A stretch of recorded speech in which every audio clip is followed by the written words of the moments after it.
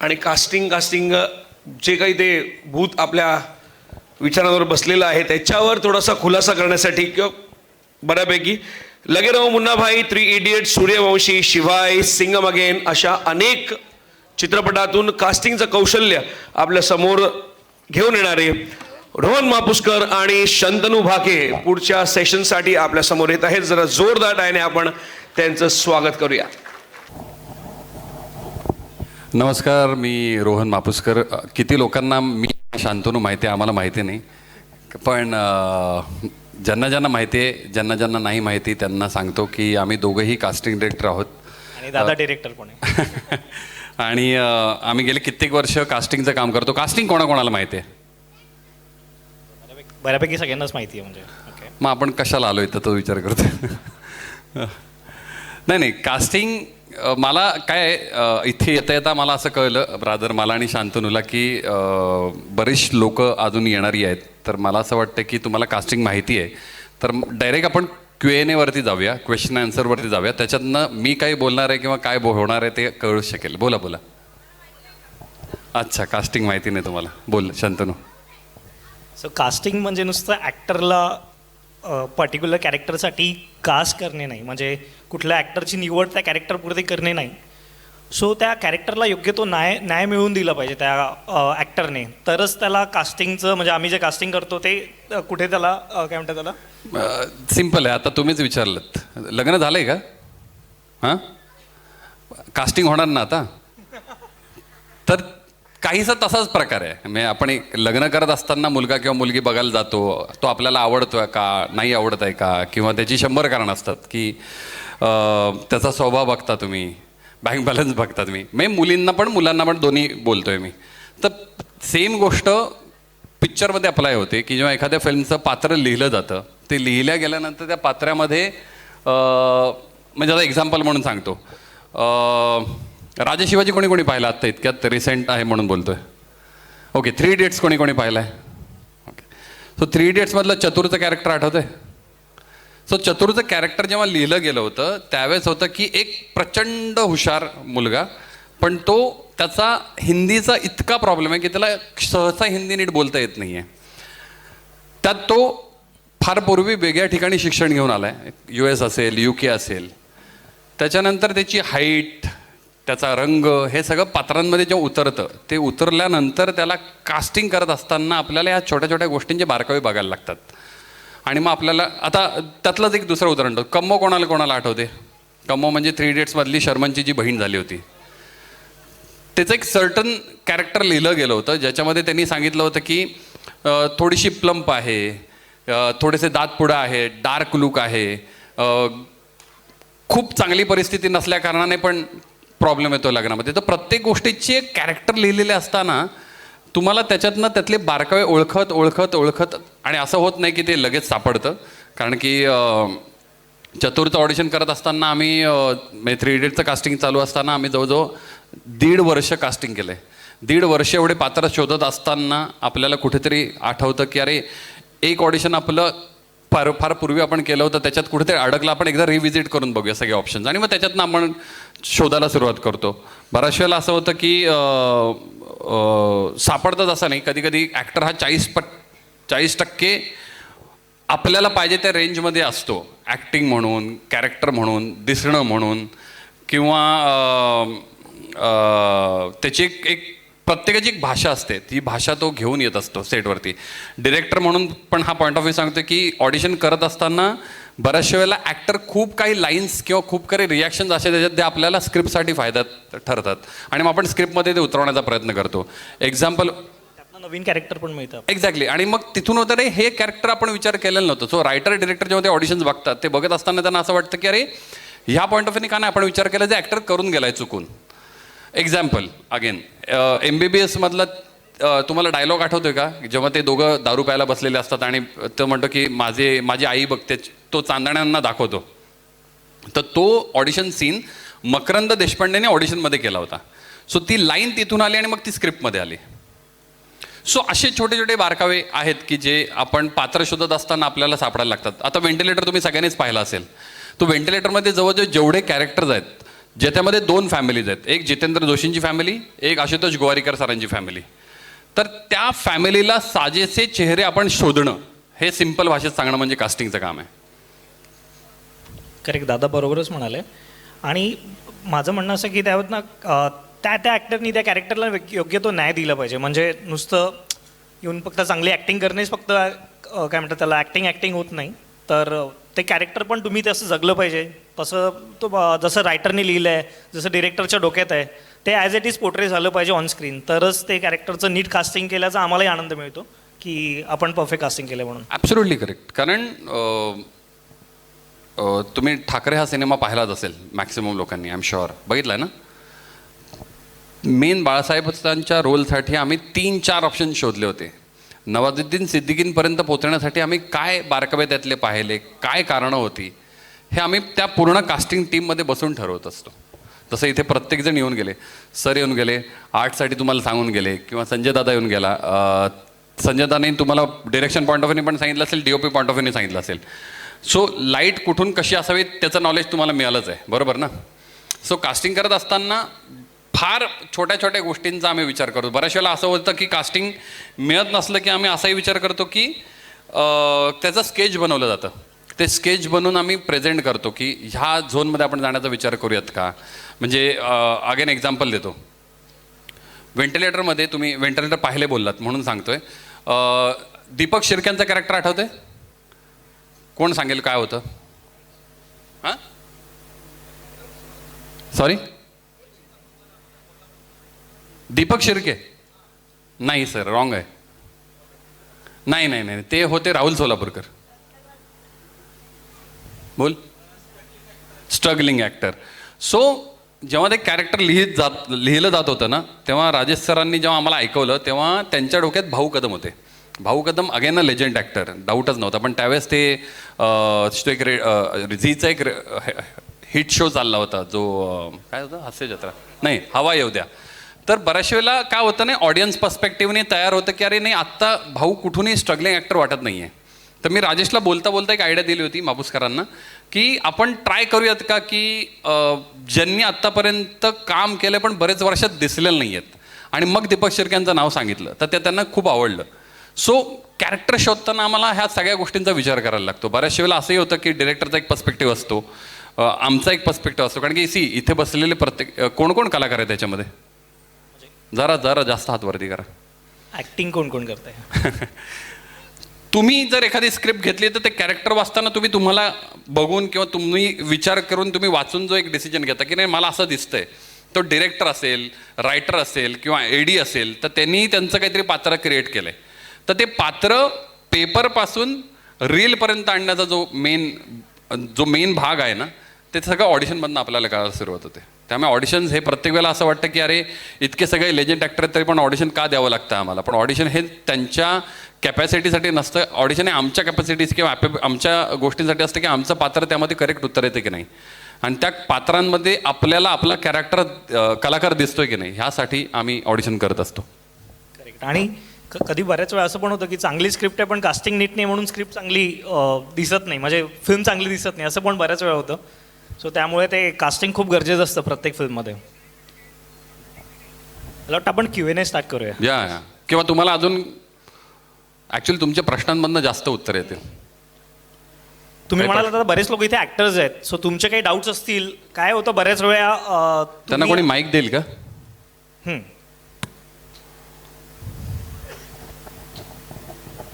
तुझ्याकडे आहे ना, हा द्या ना त्यांना.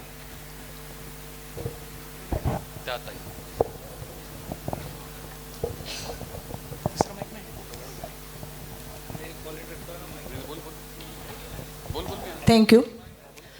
प्रत्येक वेळेला ऑडिशनला आलेल्यांमधून तुम्ही निवडता की ट्रॅव्हलिंगमध्ये पण तुम्हाला असे कॅरेक्टर मिळतात?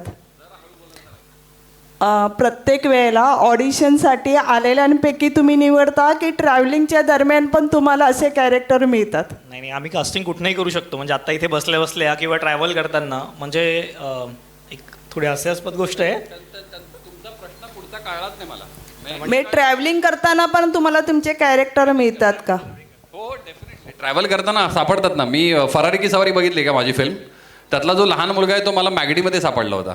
जो जे एक पात्र मी ऐकलं होतं ते ऐकल्यावरती त्याच्यामध्ये त्या सगळ्या गोष्टी होत्या. फॉर एक्झाम्पल तो जो लहान मुलगा होता त्याला मॅच्युरिटीची खूप जास्त जाण होती स्क्रिप्टमध्ये, कारण की त्याची आई त्याच्या लहानपणीच गेली होती. सो नातू, आजोबा आणि वडील असे राहतात आणि ती मॅच्युरिटी आम्हाला ॲक्टर मिळत होते पण ती मॅच्युरिटी मिळत नव्हती. कधी कधी मॅच्युरिटी मिळायची पण ॲक्टर मिळायचं नाही. त्यामुळे कोणीही कुठेही सापडू शकतं. इथे बसल्यापैकी पण कोणतरी असं होईल की उद्या जाऊन क्लिक होऊ शकतं. एक्झाम्पल, माझी आता एक फिल्म आली एप्रिल मे 99, तुम्ही पाहिलेच असेल, तर जी मी डिरेक्ट केली होती. एप्रिल मेच्या डबिंगला एक मुलगी आली होती. जेव्हा आपण डबिंग म्हणजे आपण काही गोष्टींचं क्रिएटिव्ह डब करतो, त्या डबिंगमध्ये एक मुलगी आली होती. तिला पाहता क्षणी वाटली की अरे ही छोटी जेनेलिया देशमुख होऊ शकतात आणि त्याच मुलीने रोल प्ले केला आहे आत्ता जेनेलिया देशमुख यांचा राजा शिवाजीमध्ये. सो कोणीही कुठेही सापडू शकतं, त्याला काही रिझन नाही आहे. सेम मी आता एक बाप्या नावाची आमची आत्ता एक फिल्म होते, त्याचं आम्ही लोकेशन रेकी करत होतो, म्हणजे लोकेशन शोधत होतो. त्या दरम्यान आम्हाला एक ॲक्ट्रेस, त्या कॉलेजला आम्ही जेव्हा रेकी करायला गेलो तिथे एक आम्हाला ती ॲक्ट्रेस दिसली, म्हणजे ती मुलगी दिसली. ती आता एक चांगली वेल एस्टॅब्लिश ॲक्टर होईल आता ती, कारण तिने इतकं चांगलं काम केलं. आता 15 तारखेला आमची फिल्म रिलीज होते बाप्या, त्यात कमाल काम केलं. सो यू नेवर नो, कोणी कुठनंही आपण फाइंड आउट करू शकतो. मी मध्यंतरी अनुरूपला होतो, अनुरूपवरनं मी का मुलीला कास्ट केलं 2-3 फिल्ममध्ये. मला शांतनुचं आवडलं, त्यांनी पाप्याचं पटकन एक प्रमोशन पण करून टाकलं. नाही होतं असं. फरारीमधली जी आई पण आहे ना, त्याची एक छोट्या गाण्यापुरती आम्ही आई कास्ट केली होती. ती पारसी कॉलनीमध्ये आम्ही रेकी करत असताना मला दिसली होती आणि असं वाटत होतं की ही शर्मनची वाईफ आणि त्या लहान मुलाची आई वाटू शकेल. सो ऑडिशनमधनं पण आम्ही करतो. कधी कधी आम्हाला इन जनरल कोणी जात असताना कोणालाही विचारता येतं की तुम्ही करणार का. ह्याच्यावरनं एक झालेला किस्साही सांगतो. दादर 3 Idiotsला त्या कम्मोच्या कास्टिंगसाठी मी प्रत्येक कलाकारामध्ये ते कॅरेक्टर शोधण्याचा प्रयत्न करत होतो. रादर मी प्रत्येक माणसामध्ये पण ते कॅरेक्टर शोधण्याचा प्रयत्न करतो. तर दादर स्टेशनला एक मुलगी सापडली. मला कुठल्याही व्यंग्यावरती काही बोलायचं नाही आहे, पण मी सिच्युएशन वाईज सांगतो की दात तिचे पुढे होते. माझं मन खूप करत होतं की तिला विचारा. मी शेवटी जाऊन हिंमत करून तिला विचारलं. अख्ख्या पब्लिकला असं वाटलं की मी लाईन मारायला आलो आहे. सो असंही होतं. पण जी गोष्ट आमच्या डोक्यात चालू असते ती सतत वर्क करत असते की अरे हे इथं जाऊ शकतं, हे इथं होऊ शकतं. ते कंटिन्युअसली चालू असतं. रादर मी म्हणतो तुम्ही सगळे कलाकार म्हणून इथं आलाय ऐकायला. आमचं मार्गदर्शनसाठी मी आणि शंतनू तसे खूप लहान आहोत, केदारदादा आणि हे सगळ्या लोकांमध्ये. पण हे जे ऑब्झर्वेशनबद्दल मी बोलतोय ना, तेच ऑब्झर्वेशन तुम्हाला प्रत्येक ठिकाणी तुमच्या not only as an actor, पण जसं सरांनी सांगितलं आर्ट डिपार्टमेंटमध्ये जर किंवा प्रोडक्शन डिझायनरमध्ये तुम्ही काम करत असाल ते ऑब्झर्वेशन खूप गरजेचं आहे. ते ऑब्झर्वेशन असेल तर तुम्हाला प्रत्येक गोष्ट गाठण्याला सोपं पडेल. हॅलो. हा सर, असं समज इथं लेपन लागलाय. कसं तरी हिंमत करून माईक घेतलाय हातात. आता ऑडिशन क्रॅक करण्यासाठी आम्हाला स्क्रिप्ट आठवण करावं लागते पहिले. त्याच्यानंतर ते रिअलिझममध्ये आणावं लागतं कॅरेक्टर प्ले करण्यासाठी. सर्व इमोशन्स ते पण प्रॅक्टिस करून आणावे लागतात. मग वेगळं काय केलं पाहिजे का ऑडिशन क्रॅक करू आम्ही? हां, मला तरी वाटतं आधी तू थिएटर जॉईन करायला पाहिजे. तू थिएटर करतोस का आत्ता? नाही, आता आम्ही 4-5 मित्र असेच आलोय, पासेस फ्री भेटले म्हणून. बट चांगलं आहे. 4-5 महिने झाले आम्ही कोचिंग क्लास जॉईन केली. ऐक ना मित्र, तू आत्ता म्हणालास आम्ही पासेस फ्री आम्ही म्हणून आले, सगळ्यांनी हसण्यावर घेतलं. पण तू सिरियस आहेस का तुझ्या कामाला घेऊन? हो सिरियस आहे. 4-5 महिने झाले आम्ही कोचिंग क्लास जॉईन केली, ॲक्टिंग क्लास. कुठे? बदलापूरला. ओके. मग तिथे तुला काय वाटतं की तुला तिथे काही नाही मिळत आहे? सर्व काही मिळतं, पण प्रत्येकजण एकच म्हणतो की लक फॅक्टर मॅटर करतं. तुम्ही स्ट्रगल करा किती पण, ते नाही मॅटर करत. लक फॅक्टर तर प्रत्येकाच्या आयुष्यासाठी पण खूप महत्त्वाचं आहे. मुद्दा तो नाहीच आहे. पण जसं शांतनू म्हणाला, तुम्ही पहिलं थिएटर करा, त्यातल्या प्रत्येक बारकावे शिका. बॅकस्टेज असेल, ऑन स्टेज असेल, ते शिकल्यानंतर मग ऑडिशन कसं द्यायचं, काय द्यायचं ह्याची प्रॅक्टिस पण व्हायला लागते ऑटोमॅटिकली. सगळ्यात महत्त्वाचं आपण तुम्ही फेस करायला लागतं. आज मला आनंद होतो ॲटलिस्ट तू उभं राहून प्रश्न विचारतोयस, एवढं पण कोण करत नाही. त्यामुळे ही खरी गोष्ट आहे की कोणी नॉर्मली पण उभं राहत नाही. आता राहिला प्रश्न, तू जे उत्तर म्हणालास की ऑडिशन क्रॅक करायला तुला येत नाही, तुला असं का वाटतं की तुला ऑडिशन क्रॅक करायला येत नाही? आतापर्यंत ऑडिशन दिला नाही, आता तुम्हाला पाहून हिंमत करेल मी ऑडिशनला जायचे. मला बघून हिंमत म्हणजे मला कळलं नाही, माझ्यामध्ये स्क्रिप्ट दिसते तुला. आता तुम्ही सांगितलं ना आम्ही असा एक कॅरेक्टर बघतो त्याच्यानंतर निवड करतो, तर मी पण त्याच्यातून कोणता कॅरेक्टर असू शकतो. एक सिंपल गोष्ट सांगतो मित्रा, मी तुला खरं सांगू का, आपल्या प्रत्येकामध्ये एक कलाकार असतो. घरामध्ये प्रत्येक लहान मुलापासून अगदी म्हातारा माणसांपर्यंत कलाकार असतो. मला सांग तू कोणी उत्तर द्या, कोणाचाही नातू असेल तो आजीशी बोलताना पण ॲक्टिंग करतो, आजी त्याला कन्व्हिन्स करायला पण ॲक्टिंग करते, मग ते नॅचरल कसं वाटतं? तो नॅचरलपणा तुमचा भावला पाहिजे जे तुम्ही कॅरेक्टर प्ले कराल ते. See audition is not a complicated गोष्ट. तूच नाही, मोठ्या मोठ्या कलाकारांनाही असं वाटतं की ऑडिशनमध्ये मी सिलेक्ट होणार नाही. कारण काय होतं, बऱ्याचशा वेळेला जेव्हा कलाकार सेटवरती येतो तो अख्खी स्क्रिप्ट वाचून येतो, तो अख्खं पात्र डेव्हलप करून येतो, जो डिरेक्टरसोबत गेले 2 महिने बसून त्यांनी काम केलंय. इथे होतं ऑडिशनला आपल्याला हार्डली अर्धा पाऊण तास मिळतो आणि त्याच्यामध्ये आपल्याला आपलं अख्खं ऑडिशन क्रॅक करायचं असं जेणेकरून आपलं ऑडिशन लोकांपर्यंत पोहोचेल, त्या डिरेक्टरला आवडेल, डिरेक्टरच्या टीमला आवडेल आणि मग आपण सिलेक्ट होऊ. सो ही भीती आहे ती सगळ्यांनाच असते.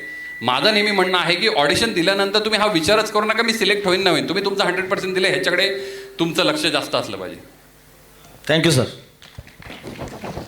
Hello sir.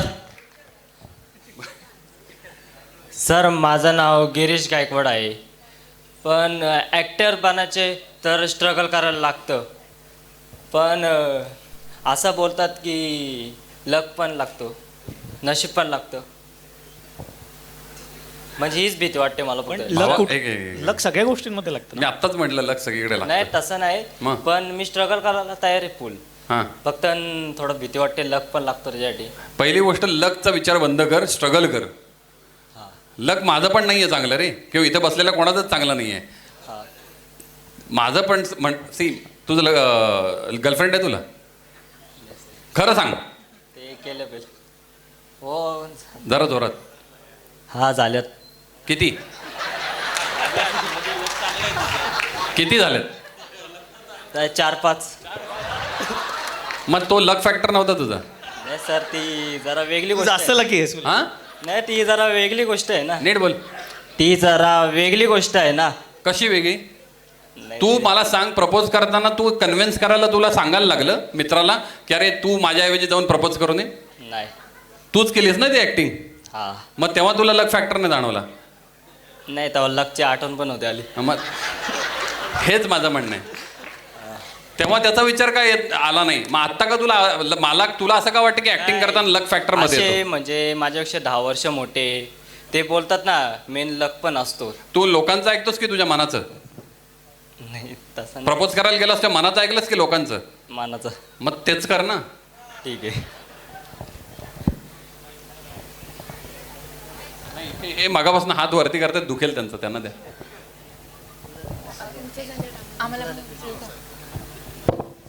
नमस्कार सर. माझं नाव आनंद माडो आहे.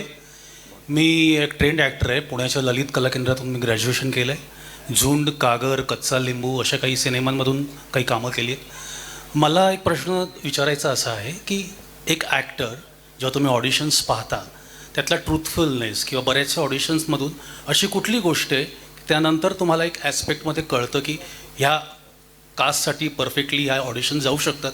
विशेषतः ट्रेंड ॲक्टर्स कुठल्या चुका करतात, कारण त्यांना ते माहिती असते ट्रेंड ॲक्टर आहे, बट देर आर डिफरंट ॲस्पेक्टिव्स की ज्याच्यामध्ये कास्टिंगच्या बऱ्याचशा गोष्टी अवलंबून असतात, तर त्याचा किती त्याच्यावर परिणाम होतो? आणि तिसरा प्रश्न असा आहे की आज सो कॉल्ड रील्स आणि फॉलोवर्सच्या एक प्रश्न करत करूया ना. एक प्रश्न झाला पहिले देऊ. पहिला प्रश्न काय होता तुमचा? माझा पहिला प्रश्न हा आहे की जो कास्टिंग तुम्ही जे करता तर त्यातला परफॉर्मन्सच्या नंतरचा ट्रूथफुलनेस, तो परफॉर्मन्स सोडून ट्रूथफुलनेसच्या तो जो आहे तो कुठे मला कळला प्रश्न, मी देतो उत्तर पहिलं. सॉरी तुला बोलायला देत नाही. काय ना मित्र, जेव्हा आम्ही एखाद्या पात्राचं ऑडिशन्स करताना ना, ऑडिशन ही खूप दूरची गोष्ट आहे. आम्ही ना सगळ्यात पहिले ते कॅरेक्टर जे लिहिलं गेलं ना त्याच्यासाठी पहिला चेहरा जो आम्ही क्राफ्ट करतो ना, तो चेहरा आम्हाला ज्या पद्धतीत ऐकवला गेलाय की त्याचं पात्र त्याच्या डोक्यात, त्याला मिशी आहे की नाही आहे, किंवा त्याला केस कशी आहे, दाढी आहे की नाही आहे, त्याचे डोळे कुठल्या रंगाचे असतील, असं ह्या सगळ्याचा अभ्यास करून एक स्ट्रक्चर जेव्हा तयार होतं ना, आम्ही पहिले त्या स्ट्रक्चरवरती फोकस करतो. त्या स्ट्रक्चरच्या आमच्याकडे कमीत कमी 10 ऑप्शन असतात. त्या 10 ऑप्शन नंतर आम्ही त्या 10 मधले 6-7 शॉर्टलिस्ट करतो लुकवरती ओके. आणि त्या लुक नंतर पहिले त्यांना फोन करून त्यांचं इंट्रोडक्शन मागून घेतो की तुमचं आत्ता, आणि हे आत्ता इंट्रोडक्शन सुरू झालंय, पहिले इंट्रोडक्शन आम्ही ऑफिसला घ्यायचो. ओके. हल्ली ते नवीन नाटक सुरू झालंय. रादर माझं पर्सनल मत आहे प्रत्येक ॲक्टरनी इन पर्सन जाऊन इंट्रो दिला पाहिजे. पण आत्ता सध्या जी ट्रेंड चालू आहे सो कॉल्ड, त्याच्यासाठी आम्ही इंट्रोडक्शन मागून घेतो आणि इंट्रोडक्शनमध्ये बघतो की ज्यांनी जे फोटो पाठवले एक्झॅक्ट तो माणूस आत्ता त्या लुकमध्ये आहे का. कारण की 6 महिन्यापूर्वीचा तू Right. 6 महिन्यानंतरचा तू सेम नसणार आहेस. Right. आपण दर दिवसाला बदलतोय. त्यामुळे त्या प्रत्येक गोष्टीचं बारकव्याचं पूर्ण नॉलेज घेतल्यानंतर मग आम्ही ऑडिशनसाठी त्या माणसाला पात्र ठरवतो. आणि ऑडिशन करत असताना आमच्या स्क्रिप्टच्या 40% जरी तो वरती पोहोचला असेल तरी आम्हाला माहिती आहे पुढचे 60% आम्ही काढून घेऊ शकतो की नाही. पण त्यामध्ये देखील त्यातला तुझा एक्स फॅक्टर एक असा असतो की तू काहीतरी वेगळं करून जातोस. मग ते लुक वाईज असेल, कॅरेक्टर वाईज असेल, तुझ्या नजरेतून असेल, भाषेतून असेल, बॉडी लँग्वेजने असेल, तर आम्हाला वाटतं की नाही ह्याच्यात काहीतरी वेगळेपण आहे. आणि ते वेगळेपण आम्ही शोधण्याचा प्रयत्न करतो जे आमच्या कॅरेक्टरला जाणार किंवा साजेसं वाटेल. Okay. That is the whole scenario. Okay. बस मेन सेमच होतं. मेन तर तेच आहे यार, कॅरेक्टरमध्ये गेलं पाहिजे सेम. म्हणजे ते डिरेक्टरचं ब्रीफ आहे, रायटरचं ब्रीफ आहे, राईट. त्याला तुम्ही मॅच झालं पाहिजे. बऱ्याचशा वेळेला रायटरचा ब्रीफ आणि डिरेक्टरच्या ब्रीफमध्ये पण खूप फरक डिफरन्सेस असतात. आय एम शुअर सर तुम्हालाही ते जाणवत असेल. कारण की नॉट ओन्ली कास्टिंग, प्रोडक्शन डिझायनरला असेल, DOPला असेल, 100 गोष्टींचे 100 काय होतं, रायटरने लिहिताना त्याने एक इमॅजिन केलंय, डिरेक्टर त्यांनी अडॅप्ट करून काहीतरी इमॅजिन केलंय. बरं, कास्टिंग डिरेक्टर DOP असेल, प्रोडक्शन डिझायनर असेल, तो त्याच्या पद्धतीत एक अडॅप्ट करतोय. It's a collaborative work. तुम्ही एकत्र एका पेजवर जोपर्यंत येत नाही तोपर्यंत ते मुश्किल आहे. जसं आपण लहानपणी ते वाक्य ऐकलेलं आहे ना, 1 काठी इझिली तुटते, 5 काठ्या नाही तुटत. तर 5 काठ्यांपेक्षा मी म्हणते 5 माणसं एका फिल्मवरती जर एका पेजवरती राहून काम करत असेल तर सिनेमा चांगला दिसणार आहे. बऱ्याचशा दुसरा प्रश्न, बऱ्याचशा ऑडिशन संदर्भात तुम्ही म्हणालात की ट्रेंड ॲक्टर्सच्या पण तुम्ही पाहत असाल तर त्याच्यात काही चुका तुम्हाला किंवा लिमिटेशन्स त्याला आपण म्हणू. डिपेंड ना ते. सो ते डिपेंड करतं ना की कुठला ॲक्टर आहे, म्हणजे किती ट्रेंड आहे. म्हणजे तसं नाही की ट्रेंड ॲक्टर चांगला परफॉर्म करतील असं नाही, त्या कॅरेक्टर वाईज पण सगळे लोक गेले पाहिजे. कारण म्हणूनच हा प्रश्न विचारला. मी तुम्हाला खरं सांगतो, मॅक्सिमम मेन ॲक्टर घाबरतात ऑडिशनला. Okay. Maximum okay. म्हणजे खूप चांगले ॲक्टर. मी मगाशी उदाहरण दिल्याप्रमाणे ऑडिशन तुम्हाला पहिल्या 5 मिनिटात क्रॅक करायचं आहे. त्यातनं तुम्ही काय आणण्याचा प्रयत्न करता ना, ती सगळी ऑडिशनची गंमत आहे. तुमचा काहीतरी रीलचा एक प्रश्न होता. हो, तिसरा प्रश्न हा की आज जे काय सो कॉल्ड बऱ्याचशा कास्टिंग डिरेक्टर्स किंवा प्रोडक्शन हाऊसेसचा आपण पाहतो की फॉलोअर्स किती आहेत त्याच्यावर बेस बरंचसं कास्टिंग काही काही ठिकाणी होतं. आता ह्याच्यामध्ये माझं आणि ह्याचं मत पण वेगळं असू शकतं. हां, म्हणूनच मी तुम्हाला हा प्रश्न की तुमचं काय मत आहे त्याबाबत. हा तिसरा प्रश्न. तो वैयक्तिक प्रश्न आहे. मला वाटतं प्रोड्युसर आणि डिरेक्टर यांचा. आम्ही तर नेहमी, म्हणजे मी तरी नेहमी असं लोकांना सांगतो की यार फॉलोअर्स बघू नका, तुम्ही त्यांचं काम बघा. बट काही काही ठिकाणी त्यांची ती गरज पण असते की एक पर्टिक्युलर एक बजेट लागलेलं असतं, त्यांचं एक बजेट असतं, त्या बजेटनुसार त्यांना ते समोर प्रमोट पण करायचं आहे. सो त्यांची रिक्वायरमेंट फुलफिल करणं आमचं काम आहे. माझं पर्सनल असं मत आहे की हक्क प्रत्येकाचा आहे काम करण्याचा, ज्याला आवड आहे, जो स्वतःला एंटरटेन करून लोकांना एंटरटेन करू शकतो. त्यामुळे माझं पर्सनल मत आहे, तुम्ही पहिले ॲक्टर किती चांगले आहेत ते मला महत्त्वाचं आहे. की जर किती मोठा रील स्टार असेल, कितीही त्याचं नाव पॉप्युलर असेल, पण जर तो सेटवरती येऊन जर दंगाच करणार असेल किंवा तो चांगलं काम नसेल त्याचं डिलिव्हर करू शकणार असेल तर माझी फिल्म आणि माझा अख्ख्या क्रूची मेहनत फुकट जाणार आहे. तर माझं पर्सनल मत असेल, त्या साजेशच्या कॅरेक्टरला 100% देणारा कलाकार मी म्हणेन असायला पाहिजे, तो कोणी असो. मग त्याचे स्टार खूप सारे फॉलोअर्स असतो किंवा त्याचे बिन फॉलोअर्स असतील किंवा तो इंस्टाग्रामवर पण टन नसेल. अशी खूप सारे कलाकार आहेत की जे खूप चांगली कामं करतात, नंतर बनतात ना त्यांचे फॉलोअर्स आणि ते वाढतातच ना एक पॉईंट नंतर. डिपेंड करतात. थँक्यू सो मच अधिक क्रिस्प आणि प्रिसाईज उत्तर दिल्याबद्दल. थँक्यू. नमस्कार सर, माझं नाव ऋतिका पाटे. ॲक्च्युली आम्ही ऑडिशन्ससाठी गेलेलो एक ठिकाणी, म्हणजे कॅरेक्टरचे ऑडिशन्स होते. पण तिथे काही लोक बोलत होते की हे जे ऑडिशन्स आहे ह्या डेटा फक्त चॅनलला दाखवण्यासाठी असतो. तर असं असतं का? कदाचित सिरियल ऑडिशन. हा, नाही, सिरियल पण असं असतं. ओके. त्याच्यासाठी तुमच्यासाठी, खास करून मुलींसाठी, रादर मुलांसाठी पण, तुम्ही जिथं जाताय, तू वाशीला राहतेस? नाही, खोपोलीला राहतेस. पण खोपोलीवरनं जर तू अंधेरीला जाणार असेल ऑडिशनसाठी, तू त्याच्यासाठी जात असताना 100 विचार तरी करशील ना की अरे मी इथे जाते, माझी 100% मला देऊन यायचे आहेत. तर माझं पर्सनल मत असेल, पूर्ण इथंभूत माहिती घेतल्याशिवाय तिथं ऑडिशनलाच जाऊ नका. तुमचा टाईम, तुमची एनर्जी खर्च करू नका. तुम्हाला वाटलं की अरे बऱ्याचशा वेळेला आय एम शुअर इथं बसलेल्या हात वरती केला तर मला लगेच सांगण्याची पण गरज नाही, किती लोक कास्टिंग ग्रुपवरती आहेत ॲक्टर म्हणून? परत प्रश्न विचारतो, किती लोक कास्टिंगच्या ग्रुपमध्ये ते ॲक्टर्स म्हणून की अरे ॲक्टरचा एक ग्रुप आहे त्याच्यामध्ये प्रत्येक लोक आहेत. अगदी हात वरती करा. काही झालाय फायदा? हां, का नाही झाला? माझं पर्सनल मत असेल पहिले ते ग्रुपच सोडा. कारण काय आहे त्याच्यावरती अर्ध्या वेळ तर गुड मॉर्निंग गुड आफ्टरनून चालू असतं आणि बाकीच्या वेळेला बड्डे उरलेले असतात आणि नंतर बाकीचे सण आपले सगळे असतात. माझं अगेन पर्सनल मत आहे की तीच मेहनत तुम्ही 10 कास्टिंग डायरेक्टरची लिस्ट काढा, हिंदी, मराठी किंवा अजून कुठल्याही लँग्वेजमध्ये, आणि त्यांना तुम्ही कसं अप्रोच करू शकता त्याच्यावरती जास्त भर द्या. एवढंच मी सांगू शकेन. ओके. आणि सर माझा दुसरा क्वेश्चन असा आहे की आपण 2-3 दिवसाचे जर रोल्स केले किंवा 8-15 दिवसाचे, आणि जर आपल्याला कॅरेक्टरची ऑडिशन द्यायची असेल तर मग कशा थ्रू आम्ही जाऊ शकतो? कारण की काही फेक पण असतात. रिपीट करशील? ओके.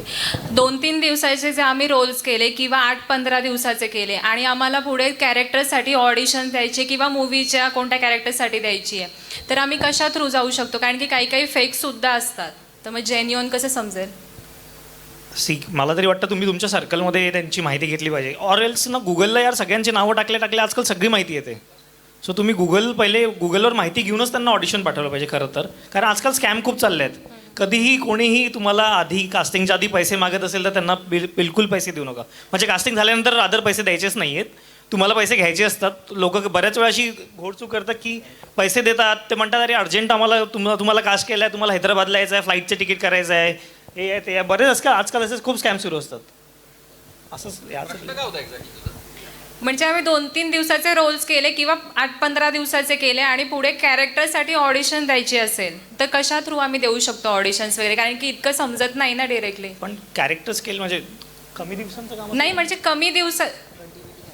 सर म्हणजे तिला असं म्हणायचं आहे की 2-3 डेजचे आम्ही कॅरेक्टर करतो, लाईक फ्रेंडचा रोल, पण त्याच्यानंतर जर एखादं कंटिन्यू कॅरेक्टर ट्रॅक वगैरे करायचं असेल तर त्याच्या ऑडिशन्स कशा समजतील आम्हाला?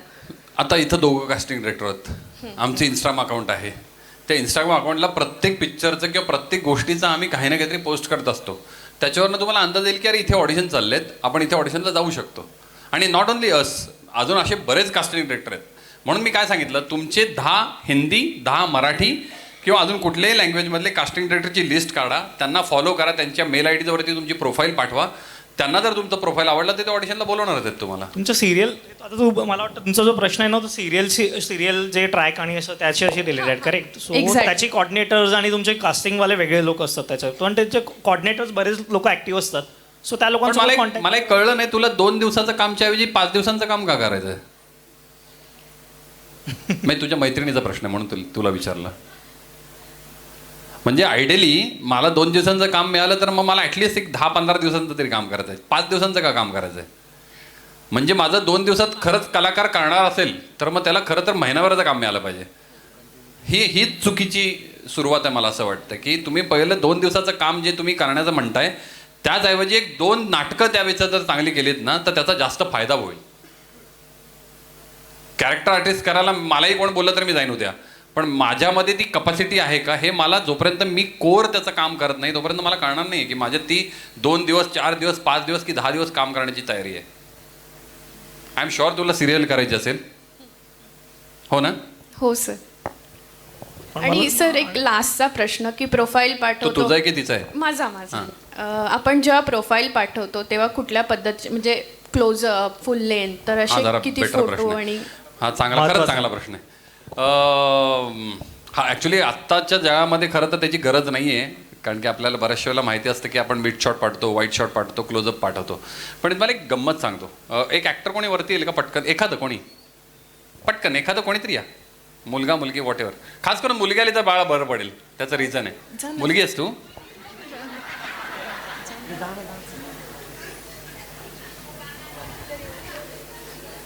नाही, जरा मोठी आहे ना, तिला सांगता येईल, मला समजू शकेल.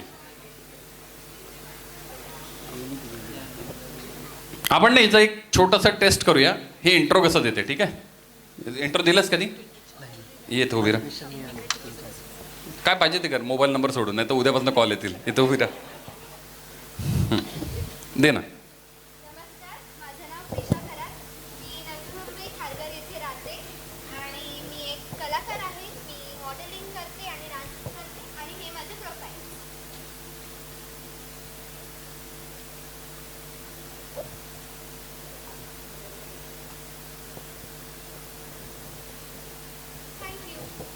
कोणाला वाटलं हे करेक्ट प्रोफाईल आहेत सगळे?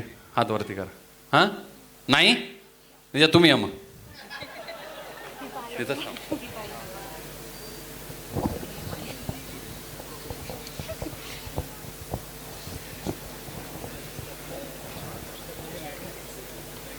आता मला आता गंमत सांगायची आहे. आता ह्यांच्यामध्ये मला एक्स फॅक्टर ऑलरेडी दिसलंय, मगाशीच दिसलंय.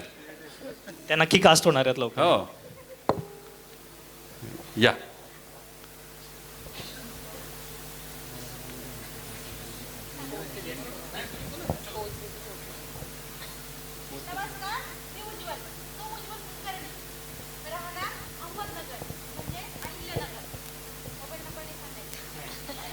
हे असं बोललं की कट होतं पहिला कॅमेरा. मला बोलता येणारी भाषा मराठी आणि हिंदी. माझी मूळ भाषा आहे ग्रामीण मराठी आणि ते आहे माझी प्रोफाईल.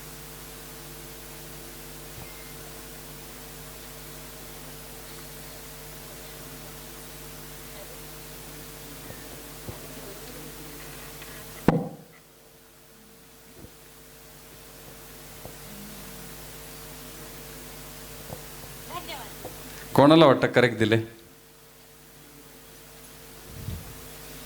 कोणाला वाटतं करेक्ट दिले प्रोफाईल? कोणी कोणी ऑडिशन दिले? आत्ता कोणीतरी बोलला ना मी ऑडिशन दिले. कोण करेक्ट देते प्रोफाईल? तुला येते? ये वरती. तुम्ही बसा.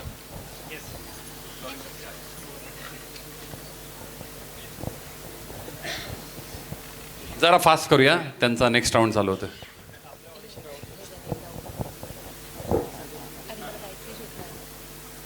नमस्कार, मी शुभम रोकडे. मी 27 वर्षाचा आहे. माझी उंची आहे 5 फूट 8 इंच. माझा मोबाईल नंबर आहे 97 66 17 81 आणि ही माझी प्रोफाईल.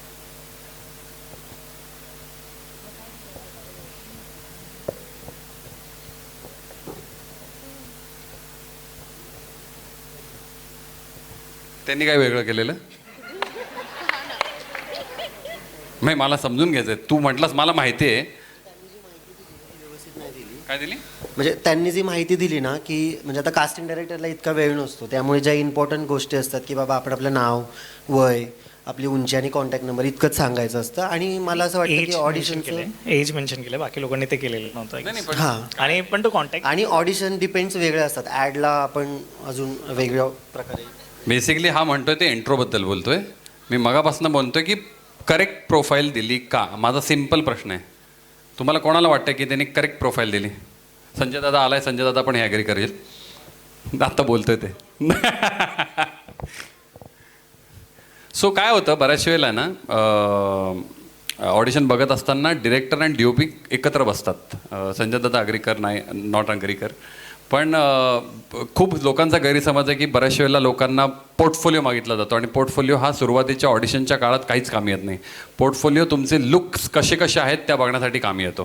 त्यामुळे सुरुवातीला जर तुम्ही कोणी म्हटलं की पोर्टफोलिओसाठी मला पोर्टफोलिओ पाठवतं, त्याचं काहीच गरज नाही. इंट्रोडक्शन देताना ना, आपण जसं आता त्याने दिलं ते इंट्रोडक्शन करेक्ट होतं, पण प्रोफाईल देताना लेफ्ट प्रोफाईल, राईट प्रोफाईल, त्याच्यानंतर डायगनल पण वरायला लागतं दोन्ही साईडला. सेम विथ बॅकशॉट, बॅक प्रोफाईल पण तुम्हाला द्यायला लागते, सेम डायगनल. आणि ही पूर्ण 360 जेव्हा प्रोफाईल कंप्लीट होते ना, तेव्हा ते करेक्ट ऑडिशन मानलं जातं. कारण काय होतं, तुम्ही राईट लेफ्ट देता पण तुमची बॅक कशी दिसते, कशी काय तुमची कशी बॉडी लँग्वेज आहे ती काहीच कळत नाही. तर ते कळणं हे जोपर्यंत डिरेक्टर आणि DOP एकत्र बसत नाहीत त्यांना कळतच नाही की अरे ही व्यक्ती कुठल्या अँगलनी बेटर दिसते, कुठल्या अँगलनी मी ह्याला कॅप्चर करू शकतो. प्रत्येक ॲक्टर हा किंवा प्रत्येक कलाकार हा सरळ चांगला दिसतो असं नाही आहे. संजय दा आम्हाला राईट रॉंग, लेफ्ट राईट कुठलीही प्रोफाईल त्याची चांगली असते, तर डिपेंड करतं. त्यामुळे तुमची प्रोफाईल खूप महत्त्वाची आहे. आणि हे जेव्हा तुम्ही कराल, तुमचा जो समोरचा ऑडिशन घेणारा असिस्टंट डिरेक्टर असेल, कास्टिंग डिरेक्टर असेल किंवा डिरेक्टर असेल, तर तुम्हाला सिरियस घ्यायला लागेल. तुम्हाला सिरियस घ्यायला भाग पडा, एवढंच मी म्हणू शकेन. काही प्रश्न आहे? शेवट. नमस्कार सर, मी रोहिणी कोल्हापूरवरून आली आहे. इथं येण्याचं कारण म्हणजे मला कोल्हापूरमध्ये कळालं की रोहन सर हे खूप मोठे कास्टिंग डिरेक्टर आहेत आणि फक्त मी तुम्हाला ऐकण्यासाठी इथंपर्यंत आले. तर माझा एक प्रश्न आहे की रोहन सरांपर्यंत माझी चांगली ऑडिशन मी कशा पद्धतीने पोहोचू शकते? माझे आत्ता सध्या इंस्टाग्राम काही फॉलो केलं तुम्ही? नाही. ओके, सो माझी एक साईट आहे रोहन मापुसकर कास्टिंग. प्रत्येक गोष्टीला मी काही जर करत असेल, ॲड्स असतील, फिल्म्स असेल, वेब शो असेल, तर माझी एक पोस्ट जाते. त्याच्यावरती माझा एक मेल आय डी आहे. त्या मेल आय डीवरती तुम्ही तुमची प्रोफाईल पाठवू शकता आणि ती प्रोफाईल माझ्यापर्यंत, मी एकही प्रोफाईल बघत नाही असं होत नाही. मी प्रत्येक ऑडिशन जे जर 3 टेक असेल तर 3 टेक बघतो. त्यामुळे प्लीज तुम्ही त्याच्यावरती पाठवू शकता. आणि एक रिक्वेस्ट होती, आत्ता मला पहिल्यांदा समजलं की ऑडिशन ह्या अँगलनी पण दिली जाते, तर त्याचा एक तुम्ही डेमो दाखवू शकता का प्लीज? मला कळलं नाही. मी डेमो दाखवू हां, म्हणजे? ऑडिशनची प्रोफाईल्स कशी दिली पाहिजे त्याचा डेमो रिक्वेस्ट आहे. नाही म्हणजे आता त्यांनी दिली ती करेक्ट होती, फक्त त्याच्यामध्ये काय होतं, मॅक्सिमम जितकी इन्फॉर्मेशन, तो म्हटलं ते बरोबर आहे की maximum information to the point पोहोचू शकते. प्रोफाईल तर मी तुम्हाला दाखवली कशी द्यायची, ओके. मग त्याच्या व्यतिरिक्त काहीच होत नाही. मी फक्त प्रोफाईल पुरतंच बोलत होतो. बाकी इंट्रोडक्शन त्यांनी दिलं, तुमचं नाव, तुमचा नंबर, तुमचं राहण्याची जागा, सगळ्या गोष्टी त्याच्यामध्ये असतात. बरं, एक गोष्ट जी हल्ली फॉलो केली जात नाही, जी पहिले पूर्वीच्या काळात खूप जास्त व्हायची, जी मी अजूनही कंटिन्यू ठेवली, ती म्हणजे मी ऑडिशनच्या आधी फॉर्म भरून घेतो आणि त्याच्यामध्ये तुमची इत्थंभूत माहिती असते आणि तीच माहिती तुम्ही जर इंट्रोडक्शनमध्ये दिलीत तर जास्त फायदा होतो की बोललेली गोष्ट खरी आहे की नाही. ही मेलवरती जेव्हा तुम्ही म्हटलं की तुम्हाला फॉलो करायचं, तेव्हा तो फॉर्म अवेलेबल असतो? आत्ता तो तिथं नाही आहे फॉर्म, कारण की तो जेव्हा मी फिल्मचे ऑडिशन्स किंवा कुठली ऑडिशन्स करतो तेव्हा ते मी ठेवतो तिकडे. ओके, पण तरी देखील मी ट्राय करतो, मी ते ठेवू शकतो का. Thank you sir. थँक्यू. एखाद दोनच प्रश्न, कारण की पुढचं सेशन सुरू होतं आहे. हॅलो सर, सॉरी सर, माझा प्रश्न असा होता की आता मी जिथे ऑडिशनला गेली होती तर त्यांनी मला पहिले इंट्रोडक्शन व्हिडिओ द्यायला सांगितला आणि म्हणजे त्यांनी मला थोडी पर्सनल इन्फॉर्मेशन विचारली की तुझे घरचे काय करतात, म्हणजे हे सांगणं गरजेचं असतं, म्हणजे हे विचारतात का. आणि दुसरा प्रश्न, ते त्यांनी मला थांबवलं आणि ते मला बोलले तू थोड्या वेळ थांब, सर आमचे बोलतील तुझ्याशी. मी बोलली ठीक आहे. आणि मग नंतर जेव्हा सर ते दुसरे आले तर ते मला बोलले की तुझा पोर्टफोलिओ बनवावा लागेल. तर त्यांनी मला सांगितलं की त्यासाठी 30,000 असे वेगवेगळे त्यांचे आहेत. ही लोक स्कॅमर आहेत. स्कॅमर आहेत ना. ओके. आणि मी आत्ताच म्हटलं नाही का, पोर्टफोलिओ सुरुवातीच्या काळाला गरजेचाच नसतो. पोर्टफोलिओ कधी येतो कामी, जेव्हा तुम्ही फायनल सिलेक्ट होता तेव्हा तुमचे लुक्स बघितले जातात की अरे कोणत्या कोणत्या लुकमध्ये दिसते व्यक्ती. पण आजकाल ना पोर्टफोलिओ पण नकोच, म्हणजे मी तर म्हणतो कॅन्डिड फोटोज आणि नॅचरल मोबाईल फोटोज खूप चांगले वर्क होतात. मी माझे नॅचरल फोटोज पाठवले होते आणि त्यावरून त्यांनी मला बोलवलं आणि बोलले की तुला गरजेचं आहे. पण तो म्हटल्याप्रमाणे स्कॅम आहे ना तो, कारण की तुला गरजेचं आहे म्हणूनच त्यांनी तुला बोलून घेतलं आणि तुला सांगितलं की एवढे खर्च लागेल ना. ज्या ठिकाणी तुम्हाला पैसे मागतील ना त्या ठिकाणी लगेच उठून जायचं, म्हणजे तिथे बसायचंच नाही. ती लोक स्कॅमर असतात, कोणीच तुमच्याकडनं कधीच पैसे मागत नाही आपल्या इंडस्ट्री. त्यांना थँक्यू.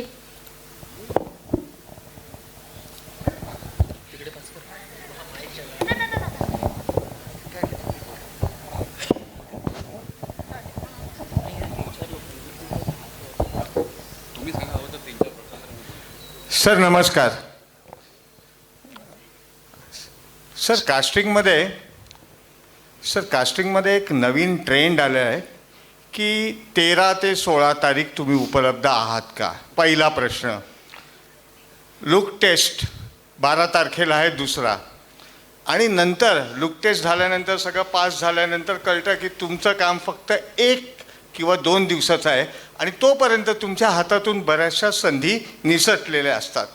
तर ह्याला जबाबदार कोण? तुम्ही स्वतः. कारण की तुम्हाला जर त्यांनी डायरेक्ट कॉल केला की तुमच्या ह्या तारखा अवेलेबल आहेत का, हा पहिला कॉल असेल तर तुम्हाला का तो विचारतोय? तुम्ही तिथं ऑडिशनसाठी कॉल केला होतात का? सर मी पास झालेलो आहे, सिलेक्ट झालो आहे. नाही, पण हे नाही तुम्ही सांगितलं. तुम्ही पहिला प्रश्न काय विचारलात, कास्टिंग डिरेक्टरची टर्म जी आहे की तुम्ही 12 ते 16 अवेलेबल आहात का. सर हा पहिला प्रश्न असतो, नंतर शॉर्टलिस्ट केलं जातं. नाही सर, पण ह्याच्या आधी काहीतरी प्रोसेस झाली असेल ना. हो. हा, मग ती सांगा ना पहिले. सर नॉर्मली एक प्रश्न येतो की 12 ते 16 तारीख तुम्ही अवेलेबल आहात का, हा पहिला प्रश्न. मी उत्तर देतो सर 1 मिनिट, त्याच्या आधी तुम्ही ऑडिशन दिलंय का? हो. हा, मग ते सांगा ना. ऑडिशन दिल्यानंतर तुम्हाला हा पहिला प्रश्न येतो ना. सर ऑडिशन फार कमी देतो. माझ्या पोर्टफोलिओवर मला काम सुदैवाने मिळून जातं, त्यामुळे मी पोर्टफोलिओ आणि इंट्रो देतो. बेसिकली तुम्हाला मी तुमच्या select लुकमुळे काम जास्त मिळतंय रादर दॅन ऍक्टिंग असं. सॉरी, बेसिकली तुम्हाला तुमच्या लुकमुळे जास्त काम मिळतं असं म्हणताय. या Okay. Absolutely, you sed it. तर त्यामुळे काय होतं माहिती आहे का, की 12 तारखेला तुम्हाला बोलवलं जातं लुक टेस्ट आणि कॉस्ट्युम टेस्टसाठी. त्याचे पैसे 0 असतात, नंबर 1. 13 तारखेला मला सांगितलं जातं, अरे सॉरी 13 तारीख नाही आहे, तू 14 किंवा 15 तारखेला ये आणि 1 किंवा 2 दिवसाचं आहे. पण इनिशियली ती ॲडव्हर्टाइजमेंट अशी येते की 13 ते 16 4 दिवसाचं काम आहे. हा जो सगळा गोंधळ आहे त्याचं काय नक्की करावं समजत नाही. गेली 6 महिने मी हा प्रॉब्लेम फेस करतोय. सर मी परत एकदा सांगतो की तुम्ही जेव्हा ऑडिशन देऊन आलायत तिथं, सर मी ऑडिशन कधीच देत नाही. तुमचं मला म्हणणं आहे की direct फक्त selection लुक होतं. वरनं जर तुम्हाला सिलेक्ट, तर तुम्ही त्या पहिल्याच प्रश्नाला विचारत का नाही की माझं एक्झॅक्टली काम किती दिवसांचं आहे? सर नाही सांगत ते. मग मी तुम्ही जाता 100 कशाला त्या वेळा ठिकाणी? त्यांना विनंती करतो की be specific. They don't reply me. आणि मी जर सगळ्यांशी अशी दुश्मनी केली तर मला कामच नाही मिळणार. नाही, पण तुम्ही विचारू शकता ना, आणि त्याच्यात मेन्शन सर केलेलं उत्तर असतं. नाही ना मिळत, उत्तरच नाही मिळत. कास्टिंगवाले काम झाल्यानंतर सर फोन उचलणं बंद करतात. पेमेंट 90-120 दिवसानंतर येतं आणि त्यानंतर त्यांचा कट पण जातो. पण ते- तोपर्यंत सर मग तुम्ही कॉर्डिनेटर्स बरोबर डील coordinator करताय. बद्दल ते बोलताय. कॉर्डिनेटर बद्दल बोलताय, ते तुम्ही casting casting director दोघं- असतात. सर दोन्ही एका माळेचे मणी आहेत. सर एक मिनिट ऐका, पहिली गोष्ट जरा शांततेत घ्या, आपण कोणाशी भांडत नाही आहोत.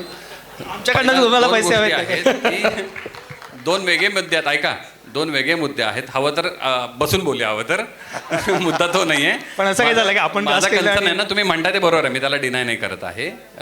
कॉर्डिनेटर हा त्याचं सांगत असतो, कास्टिंग डिरेक्टर त्याचं सांगत असतो. पण ह्या सगळ्यामध्ये अजून एक माणूस वर्क करत असतो, तो म्हणजे कास्टिंग डिरेक्टरचा असिस्टंट डिरेक्टर. कारण त्याचा जो असिस्टंट असतो ना, ह्याच्यामध्ये इन्फॉर्मेशन कोणाकडे असते ॲडची? एजन्सी, क्लायंट, प्रोड्युसर, डिरेक्टर, मग नंतर तुमचा कोणी जो PP. वेंडर असेल तो कोणी असेल तो. हां. तर जी करेक्ट कास्टिंगची इन्फॉर्मेशन जर कास्टिंग डिरेक्टरकडे असेल तर आयडियली तुम्ही डायरेक्टली कास्टिंग डिरेक्टरशी बोलला पाहिजे, पहिला मुद्दा. ओके. बऱ्याच वेळेला काय होतं की तुम्ही कॉर्डिनेटरशी बोलता, कॉर्डिनेटर त्या तिथल्या कुठल्या तरी कास्टिंग डिरेक्टरशी बोलतो, कास्टिंग डिरेक्टर तिकडच्या ईपीला कॉल करतो, ईपी त्या डिरेक्टरला किंवा त्यांच्या डिरेक्शन टीमला विचारतो आणि ह्याच्यात इन्फॉर्मेशनची गडबड होऊन जाते. माझं कन्सर्न काय की जेव्हा पण तुम्ही ऑडिशन देऊन याल, तुम्ही ट्राय करा. ऑडिशन नाही देत तुम्ही म्हटलात, Okay. तुम्ही जेव्हा सिलेक्ट व्हाल, तुम्ही तिथे ऑफिसला गेल्यावरती तुमच्या डेट्स तुम्ही त्या डिरेक्टरकडनं करेक्ट ब्रीफ ऐकून घ्या पहिले, आणि हे सगळ्या गोष्टी मेलवरती मागून घ्या. तुम्ही मेसेज किंवा ह्याच्यावरती मागून घेऊ नका. मला मेल करा, ह्या तुमच्या डेट्स आहेत, प्रिसाइजली माझं 2 का 3 दिवसांचं काम आहे की 1 दिवसांचं काम आहे. 1 दिवसामध्ये पण मला जर 4 तास लागणार असतील तर त्या मेलवरती मागून घ्या. जोपर्यंत तुम्ही मेल मागवणार नाहीत ना, तुमच्याकडे काहीच कसलंच प्रूफ नाही आणि मग ह्याचा त्रास वाढत राहील. सर दुर्दैवाने मी अजून त्या कॅटेगरीपर्यंत पोहोचलो नाही. हे जे तुम्ही सांगितलं मला ते पटतंय, ते मला कळतंय. परंतु आता मी थोडा गरजवंत आहे म्हटल्यावर मला हे सहन करावं लागतं. आणि गेली 6 महिने हा ट्रेंड हिंदी आणि मराठीमध्ये पण आला आहे. आणि मी एक्साईट होतो की 4 दिवसाचं आपल्याला काम मिळतं आहे. नंतर पहिल्या दिवशी कळतं अरे नाही 2च दिवसाचं काम आहे. 2 दिवसानंतर कळतं आता कामच नाही आहे. हे जे नंतर कळणं आहे हा मोठा प्रॉब्लेम आहे. पण सर नंतरचं आमच्याकडे पण उत्तर नाही आहे, कारण की नंतर आम्हालाही माहित नाही त्याच्यानंतर काय होणार आहे. सर नंतर म्हणजे ती कन्सर्न तारीख जी आहे मला ना, कळला तुमचा प्रॉब्लेम, मला हे समजतंय. हे तुमच्या बाबतीत नाही, आमच्या बाबतीत पण Same होतं. होतं. फॉर एक्झाम्पल आम्ही पण एखाद्या फिल्मच्या कास्टिंगसाठी गेलोय, ते 4 दिवसांनी बघू, 5 दिवसांनी बघू, 10 दिवसांनी बघू. पेशन्स महत्वाचे आहेत. प्रत्येक वेळेला जर पेशन्स गेले नाहीत तर मग काहीच फायदा नाही. मलाही कळते तुमचं वय बघता की पेशन्सबद्दल मी बोललं नाही पाहिजे, पण हीच इंडस्ट्री आहे ना. सर हा प्रश्न फक्त पेशन्सचा नाही आहे, हा प्रश्न मिसइन्फॉर्मेशन.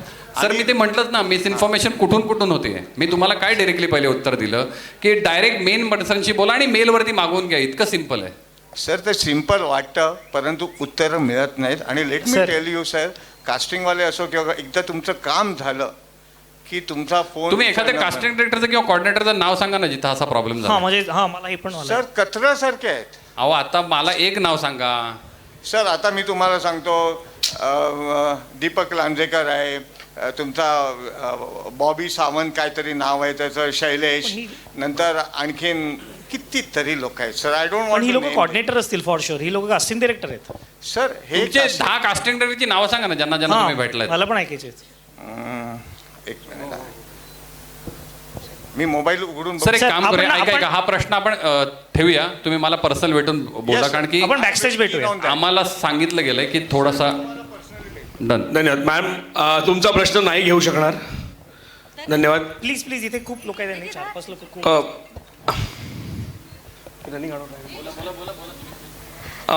हां, एक शेवट पटकन. सर मी तुमचा एप्रिल मे 99 पिक्चर जवळपास 15 ते 20 वेळा बघितला आहे. माझा फेवरेट पिक्चर आहे तो. आणि सर मला असं विचारायचं आहे की बऱ्याच वेळा आम्हाला वेगवेगळ्या कास्टिंग डिरेक्टर्सचे मेसेज येतात, तर आम्ही आयडेंटिफाय कसं करायचं की ते ऑथेंटिक आहेत, कारण आम्ही डेटा पाठवणार आहे मग, आणि त्यांचं असं काही फिक्स्ड फॉर्मॅट असतो का की ज्याच्याहून आम्हाला कळतं की अच्छा हे ऑथेंटिक आहे आणि आम्ही पाठवू शकतो आमचा डेटा? मला तरी वाटतं सिम्पली तुम्ही त्यांना पहिले गुगलवर सर्च केलं पाहिजे, रादर दॅन बऱ्याच लोकांचे इन्स्टा पेजेस असतात किंवा त्यांचे क्रेडिट्स बऱ्याच ठिकाणी आलेले असतात, IMDb प्रोफाईल्स असतात. सो त्यात पण तुम्हाला त्यांची क्लिअर इन्फो मिळू शकते. एक सिम्पल करूया आपण अजून. इंटरनॅशनल मूवी डेटाबेस नावाची एक वेबसाईट आहे ज्याला IMDb म्हणतो. त्याच्यावरती जा सगळ्यांनी. 10 परत सांगतो 10च्या ऐवजी 20 कास्टिंग डिरेक्टर काढा. मराठीतले जे कोणी असतील 10, 12, 20 त्यांची लिस्ट काढा. ते ऑथेंटिक कास्टिंग करणारी लोक आहेत का बघा. आणि ते बघितल्यानंतर त्यांची इंस्टाग्राम तर लिंक तुम्हाला दिसणार त्यांच्या नावावरती, गुगल केल्यावरती, काही केल्यावरती, जसं शांतनू म्हणाला. त्याच्यावरच तुम्हाला कळेल की हा माणूस ऑथेंटिक आहे की नाही आहे. बऱ्याचशा वेळेला वेबसाईट जरी असली किंवा इंस्टाग्राम अकाउंट जरी असलं तरी तो ऑथेंटिक आहे हे कळायला त्या माणसाच्या नावापर्यंत तरी पोहोचलं पाहिजे ना, त्या नावापर्यंत पोहोच. Thank you so much sir.